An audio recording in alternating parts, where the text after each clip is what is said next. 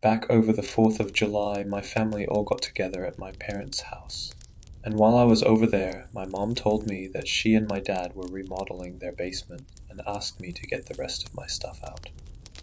And as a quick side note, I'm going to change or omit my kids' names for privacy, but didn't think it much mattered with everyone else, for reasons you'll understand later. I'm 39 and haven't lived there in years, but had a handful of old belongings that I'd never bothered to take with me.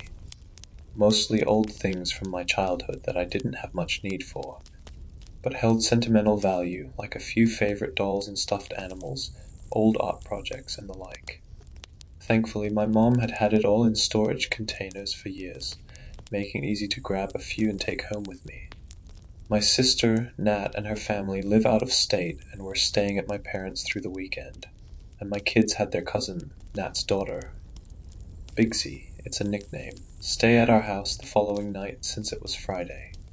Looking for something to keep the kids busy that night, and feeling nostalgic, I went digging through the storage bins I'd taken home with me and found some old VHS tapes with haphazardly made labels reading things like The News with Lizzie at 5 and Primetime Update. When we were kids, my sisters Nat, the youngest, Steffi, middle, and I, oldest, used to have a blast making home videos, and our favorite subject by a mile was to create news shows with an anchor and then cut to different reporters on scene, covering stories consisting of either sensational events acted with our toys, human interest stories of us showing off our childish talents and hobbies, or ambush interviews and coverage of our parents and their friends. And one time the pizza man, who in hindsight was a pretty good sport about it. The subject matter, more often than not, was not only ridiculous but also rather morbid, or at least grotesque. Since vampire Cabbage Patch Kids attacking pet rabbits was much more fun and imaginative than more realistic news. This seemed like a perfect opportunity to show my kids and my niece what their moms got up to when we their age, while I took a walk down memory lane at the expense of my husband cracking jokes and never letting me live it down. I randomly grabbed one of the tapes and gathered everyone in the basement where we still have an old DVD VHS combo player hooked up for the kids to watch old DVDs on occasion.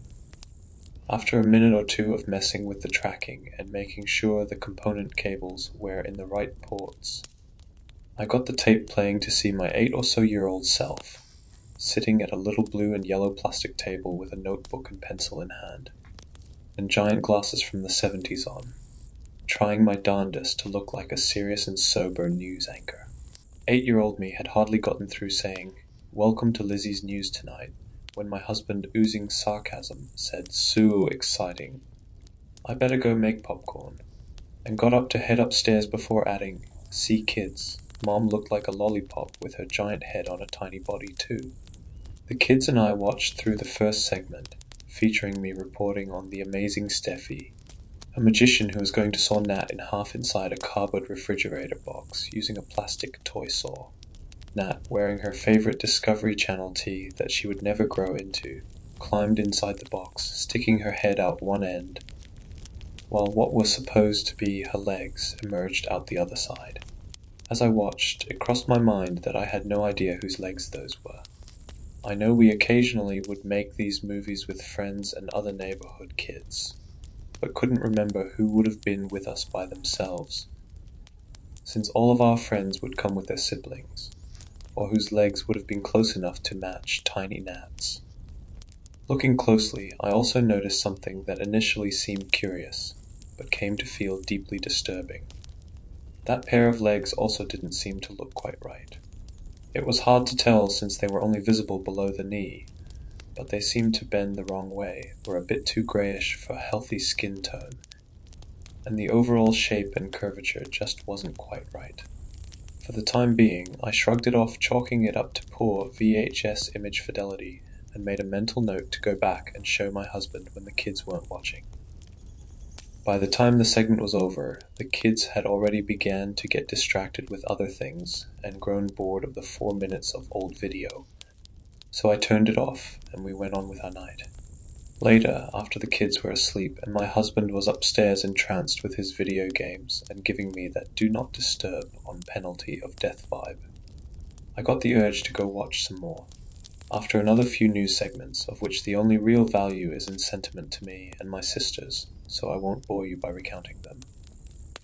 My 8-year-old self cut into her own report with breaking news about a tragic accident that had taken place. The hair on my neck raised a bit as the tone of this segment took a turn, like a dark pall had come over us, and even though we appeared as though we were outwardly having fun making a video, we were emptily going through the motions. Something just felt off. I was playing the reporter again on the scene in our room, covering the tragic story of a little girl gone missing. Steffi played the distressed sister, who explained that they missed her so much, and that after everyone and the police had searched for days, they were alerted by a really gross smell to discover that the girl, played by Nat, had fallen backwards off the top bunk, breaking her neck and getting lodged between the wall and the lower bunk. And while Steffi sat up on the bed, holding her nose from the stench, I brought the camera over to show Nat curled up awkwardly upside down between the bed and the wall, pretending to be dead. This shocked me, to say the least. I certainly don't remember every little video we made, but I have a vague recollection of a lot of them, and even though we often enacted macabre stories, even involving someone dying, this felt outside our realm. Having had enough at this point, I turned the TV off and called it a night. The next morning I heard the kids awake much earlier than I'd have liked, but wasn't too surprised given the sleepover, and reminded myself to be thankful that at least it was Saturday, and popped my head in to say good morning and see what they wanted me to make for breakfast, since it was a special morning with their cousin here. I opened the door and said, "Good morning. Rise and shine," with my biggest kid-patronizing smile, to find my kids horsing around together on the bed, but then immediately noticed something odd. "Where's Bigsy?" "Right here," my youngest daughter exclaimed, grabbing her pink dinosaur stuffed animal and proudly holding it up. I played along. "Oh my, you look quite unwell this morning, Bigsy. Maybe you need some breakfast." But while the youngest laughed, the older two gave me a confused look. I closed the door and let them be for a few minutes, figuring it was better to let their game run its course. But when I came back, they still seemed to be at it. "Okay, enough fun, but we need to have some breakfast and get Bigsy back over to Nonna and Nonno's, and Auntie Nat." My youngest laughed again and said something like, No, Bigsy lives here," but the other two seemed suddenly concerned. "I don't get it," said my oldest. "Get what?" I said, now confused myself. "Who's Auntie Nat?"